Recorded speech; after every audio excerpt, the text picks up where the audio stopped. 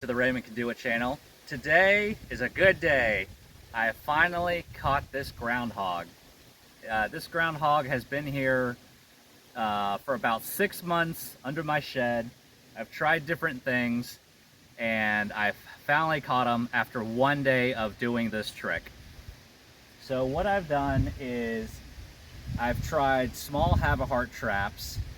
The problem with the small have-a-heart traps for a groundhog is the groundhog went into the trap on the first day, but the door did not shut all the way because the groundhog was so big.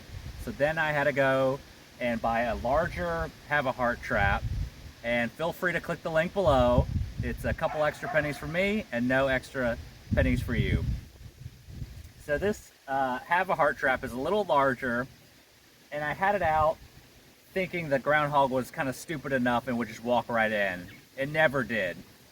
And so I've tried carrots, I've tried broccoli, I've tried other little fruits and vegetables.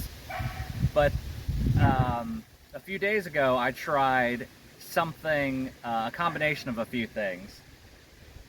So the first thing I did was I removed a lot of the logs that were in this area, and the hole, if you want to come in a little bit,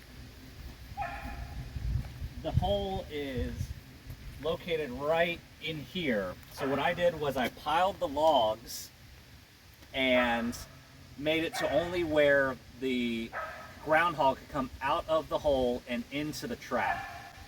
The other few things I did was I put grass clippings on the bottom of the have-a-heart trap, so then it made it look like it covered up the metal.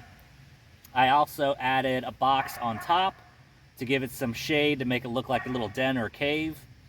And then the final thing I did was I added honey and peanut butter. And I don't know if honey and peanut butter specifically worked or a combination of all the things that I've done. But I finally caught him after one day of doing this. So some things I learned is if you want to do it, you got to do it right. So add the grass clippings, add the box or covering over the top. Make sure it's only one way for the groundhog to come in. So some preventative things that I'm going to do is I bought this hardware cloth. It's 2 feet and it's 2 by 4 inch holes. I'm going to bury a foot into the ground and then bend it like an L shape so the groundhog does not, even if it digs in under the shed, it's going to get stuck with the hardware cloth. As you can see, I've also tried to do something similar directly below the shed, but the groundhog would come in, so I added this hardware cloth here, and now it's just digging underneath the railroad tie and going under the shed. So I have a little bit of additional work to do, but I'm happy that I was able to capture this one. Hopefully I won't have to capture more, and then we're just going to relocate it somewhere at least 5 miles away.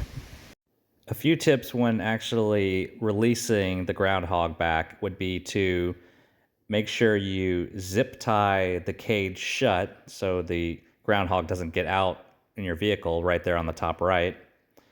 The other good tip would be to put a blanket over the top so it keeps the groundhog calm.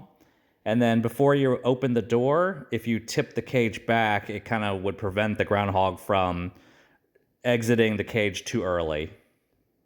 So hopefully this video was helpful.